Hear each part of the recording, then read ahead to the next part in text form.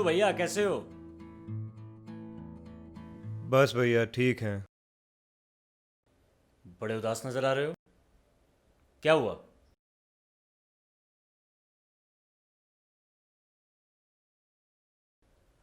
क्या बताएं भैया,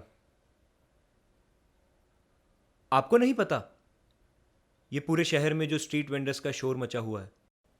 पता है भैया, नगर निगम चंडीगढ़ वाले स्ट्रीट वेंडर्स के लिए कुछ नई योजनाओं पर विचार कर रहे हैं और उन्हें कुछ नई सुविधाएं उपलब्ध करवाना चाहते हैं। उसी के कारण ये थोड़ी उथल पुथल है। अरे क्या भैया, नगर निगम का काम तो सिर्फ चालान काटना है बस। नहीं नहीं, ऐसी बात नहीं है। स्ट्रीट वेंडर एक्ट 2014 के अंतर्गत आप लोगों को बहुत इज्जत मिली है और आप लोगों को एक पक्की जगह दिलाने का वादा भी है, और साथ ही साथ करप्शन से मुक्ति का प्रावधान भी। करप्शन से मुक्ति? वो कैसे भैया?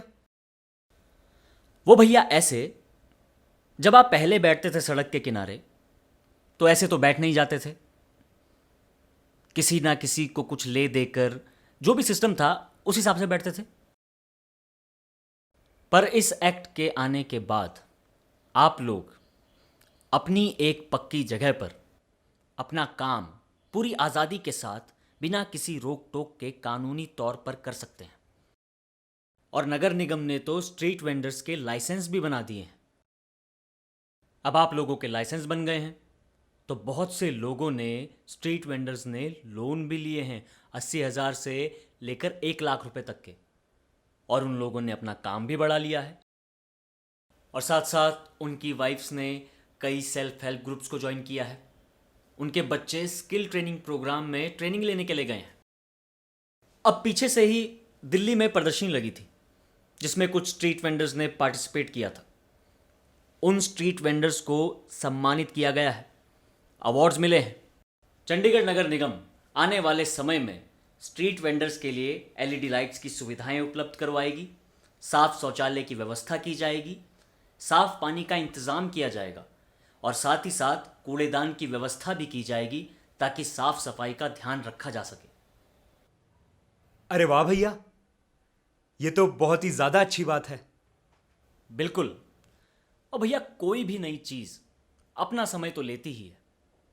अब पौधा एकदम से पेड़ तो बन नहीं जाता, टाइम लगता है, उसे पानी देना पड़ता है, कटाई छटाई करनी पड़ती है, तब कहीं जाकर अपने समय पर वो वृक्ष बनता है। अब चंडीगढ़ को बनने में भी 50-60 साल तो लगे थे ना। तो हमें धैर्य रखना होगा और नगर निगम को सपोर्ट करना होगा। और खास बात, दलालों से सावधान रहना होगा और भड़काने वालों से भी।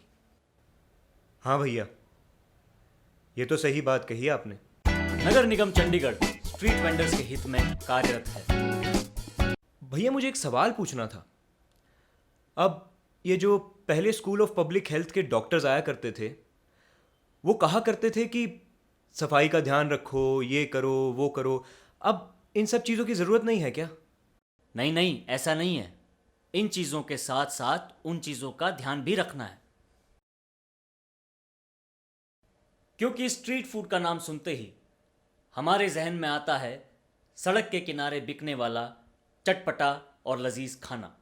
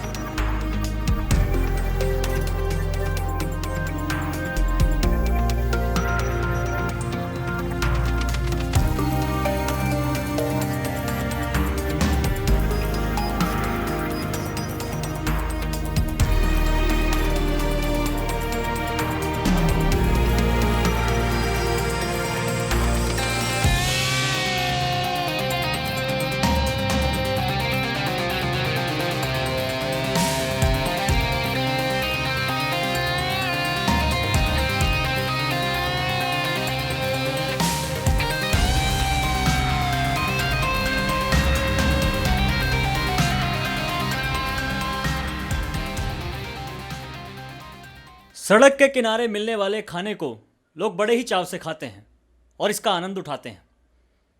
यह खाना सस्ता होने के साथ साथ बहुत स्वादिष्ट भी होता है।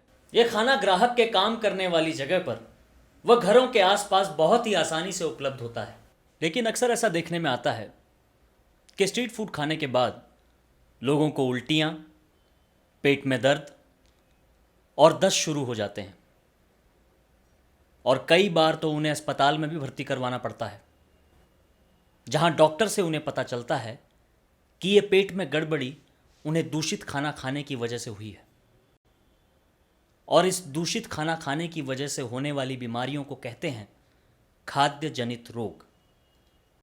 और इन बीमारियों में शामिल है हैजा, दस्त, मियादी बुखार और पीलिया। आइए देखते हैं खाद्य जनित रोगों के होने के क्या क्या कारण हैं। खाद्य जनित रोगों के होने का पहला कारण है निजी साफ सफाई का ध्यान ना रखना।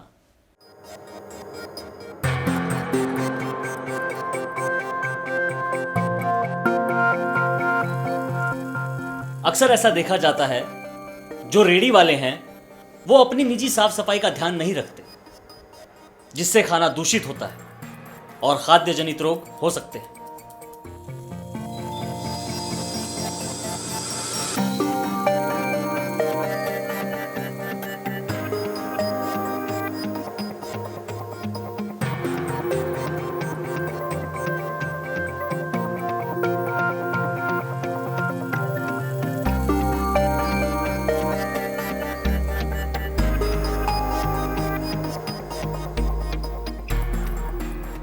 खाने के दूषित होने का दूसरा कारण है खाने को उचित गर्म या ठंडे तापमान पर ना रखना। बहुत बार ऐसा देखा जाता है कि रेडी वाले समय से पहले ही बहुत सारा खाना बनाकर रख लेते हैं और खाना बनाने के बाद उसे उचित तापमान पर नहीं रख पाते, जिस कारण खाना दूषित हो जाता है और बीमारियों को बढ़ावा मिलता है। गंदे व दूषित बर्तन एवं उपकरणों के इस्तेमाल से भी खाना दूषित हो सकता है और खाद्य जनित रोग हो सकते हैं।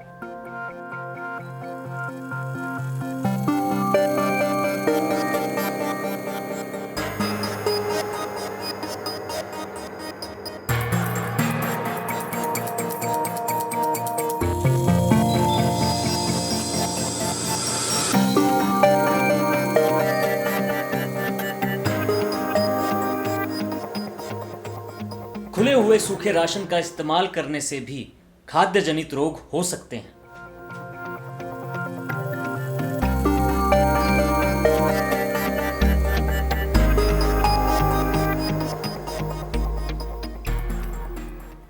यदि फल और सब्जियां दूषित जगहों से खरीदी जाएं, तो भी खाद्य जनित रोगों के होने का खतरा बढ़ जाता है।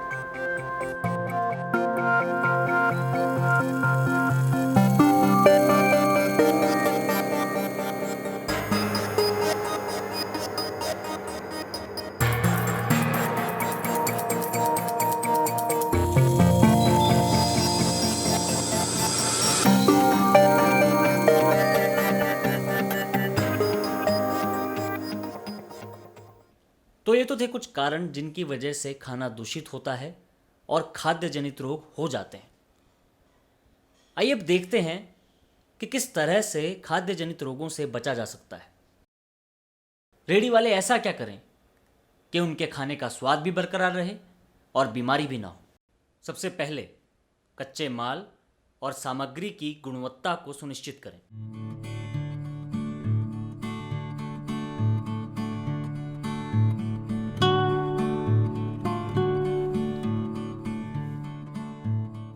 फल और सब्जियां खरीदने से पहले यह सुनिश्चित कर लें कि जिस जगह से आप फल और सब्जियां खरीद रहे हैं वो जगह साफ सुथरी हो, ताकि खाद्य जनित रोगों को रोका जा सके।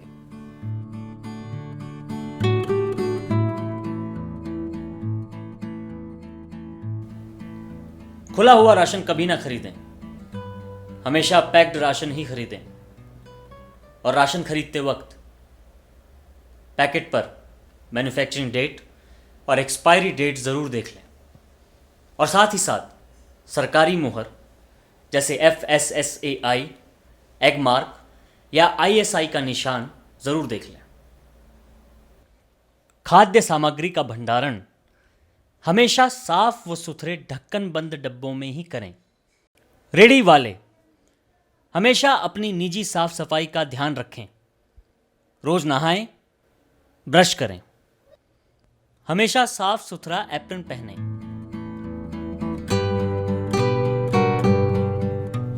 सिर पर टोपी पहने ताकि खाने में आपके बाल ना गिरें और खाना दूषित ना हो।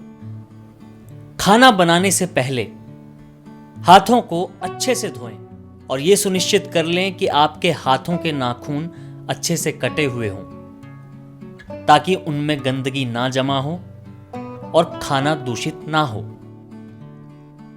हाथों को अच्छे से धोएं और ग्लव्स पहनें।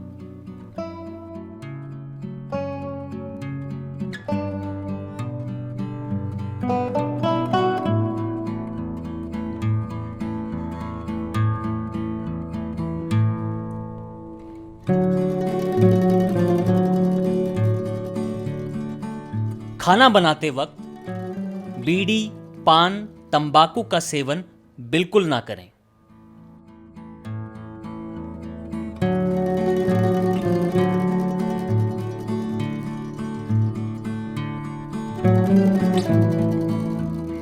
खांसते और छींकते वक्त बाजू के बीच वाले हिस्से का इस्तेमाल करें ताकि कीटाणु खाने में ना जाएं।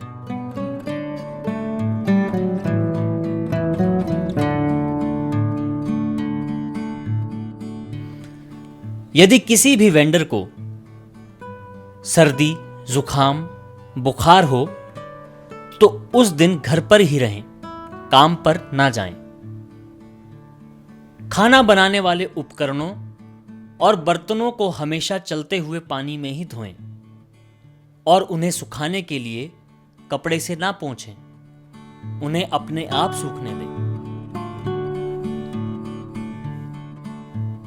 खुली रेडी का इस्तेमाल बिल्कुल ना करें। आप अपनी रेडी को हमेशा 3 तरफ से कवर कर कर रखें। आप अपनी रेडी को एल्युमिनियम या कांच से भी कवर कर सकते हैं। खाना उतना ही बनाएं जितना 2 घंटे के अंदर अंदर बिक जाए।